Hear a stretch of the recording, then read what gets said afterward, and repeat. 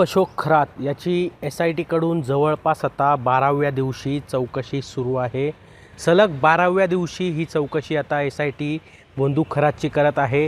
खरं तर काल न्यायालयात त्याला हजर केले असता पुन्हा 2 दिवसाची पोलीस कोठडी ही त्याला वाढवून देण्यात आलेली आहे आणि याचं कारण म्हणजे भोंदू अशोक खरात याचे अनेक पुरावे जे आहेत ते अद्यापही SITला पाहिजे त्याप्रमाणे मिळालेले नाही।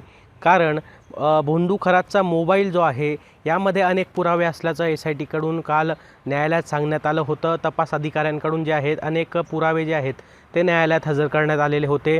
भोंदू बाबा याच्या साथीदारांचा देखील जे आहेत ते फरार आहेत, त्यांचा देखील तपास जो आहे तो आता SIT करत आहेत। त्यांना देखील शोधणं गरजेचं आहे असं न्यायालयात जे आहेत ते तपास अधिकाऱ्यांकडून सांगण्यात आलं होतं। अनेक भूखंडांचे जे आहेत ते पुरावे SITला गोळा करायचे आहेत असं देखील त्यांनी न्यायालयात सांगितलं आणि त्यासाठी त्यांनी 2 दिवसाची पोलीस कोठडी ही न्यायालयाने SITला आता वाढवून दिलेली आहे। भोंदू खरातचे जे आहे पाय आता दिवसेंदिवस जास्त खोलावर जाण्याची शक्यता आहे। कारण अनेक पुरावे SITने आत्तापर्यंत जवळपास जे आहेत ते गोळा केलेले आहेत।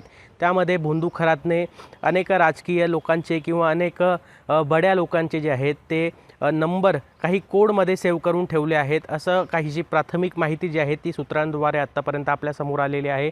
मात्र SIT जी आहे ती आता खरं तर याचा तपास जो आहे तो करत आहे।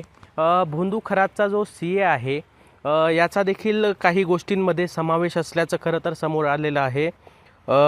भोंदू खरातचा CA जो आहे तो आर्थिक व्यवहार पाहणारा CAकडून जे आहे ते आता खरातची जी आहे ती आर्थिक कुंडली बाहेर येण्याची शक्यता जी आहे ती वर्तवली जाऊ शकते। खरं तर शिवनिका संस्थानाचे जे आजी माजी सदस्य आहेत यांच्या आर्थिक व्यवहार पाहणारा जो हा CA आहे याची जी आहे ती आता पोलिसांकडून खरं तर चौकशी केली जाणार आहे। आणि यामध्ये जर आपण बघितलं तर असा उल्लेख केलेला आहे 2018 मध्ये जवळपास 4 लाखांची ट्रस्टमध्ये जी आहे ती उलाढाल होती। मात्र 2024 पर्यंत कोट्यावधी रुपयांची जी आहे ती एकूण ही उलाढाल झाली।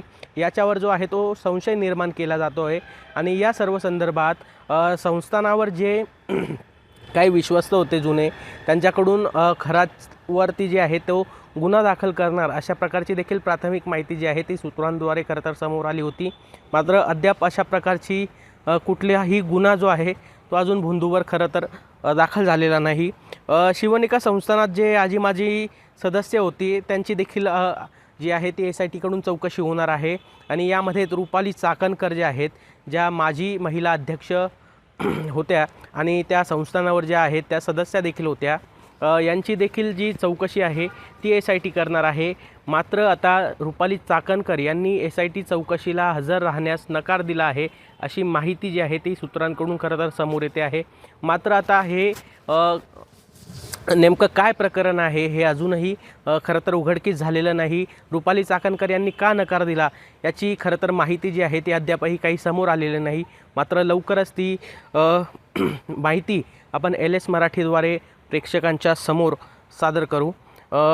खरं तर आता भोंदू खरात याचा जो अनेक लोकांशी राजकीय लोकांशी किंवा अनेक मोठ्या ज्या बडे नेते आहेत किंवा मोठे लोक आहेत समाजांमधले याच्याशी जे कॉन्टॅक्ट आहेत हे आता चौकशी जी आहे ती SIT खरं तर आता नाशिकमध्ये करत आहेत। 12वा दिवस आहे आज आणि सलग त्याची चौकशी जी आहे ती खरं तर अजूनही सुरू आहे।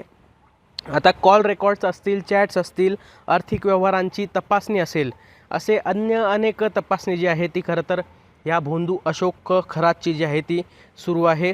अनेक महत्त्वाचे खुलासे जे आहेत ते काही तासांमध्ये लवकरच आपल्या समोर येणार आहेत। खरं तर या भोंदू खरातने अनेक लोकांची जी आहे ती ही या सर्व गोष्टींमध्ये जी आहे ती साखळी निर्माण केली आहे। आता ही साखळी शोधण्याचं काम SITच्या तपास अधिकाऱ्यांकडून जे आहे ते सुरू आहे आणि गेल्या काही दिवसांपासून अनेक महत्त्वाचे पुरावे हे आता त्यांच्या हाती लागलेले आहेत। 2 दिवसाची जी पोलीस कोठडी खरं तर SITला न्यायालयाने वाढवून दिली आहे। यामध्ये मुख्य जे आहेत त्याचे जे साथीदार आणि मोबाईलमधला मेन डाटा हे कलेक्ट करण्याचं काम आता SIT पथकाकडून सुरू आहे। पुन्हा आता त्याला परवा म्हणजे आता 2 दिवसाची पोलीस कोठडी संपल्यानंतर न्यायालयात हजर करण्यात येईल. त्या दरम्यान काय घडतं हे बघणं महत्त्वाचं असणार आहे. मात्र भोंदू खरातची जी आज ह्या सर्व दरम्यान तपासणी होईल, या तपासणी दरम्यान आता काय समोर येतं हे बघणं देखील महत्त्वाचं असणार आहे आणि हे आपण LS मराठीच्या माध्यमातून प्रेक्षकांपर्यंत नक्कीच पोहोचवणार आहोत. वैभव घुगे, LS मराठी, नाशिक.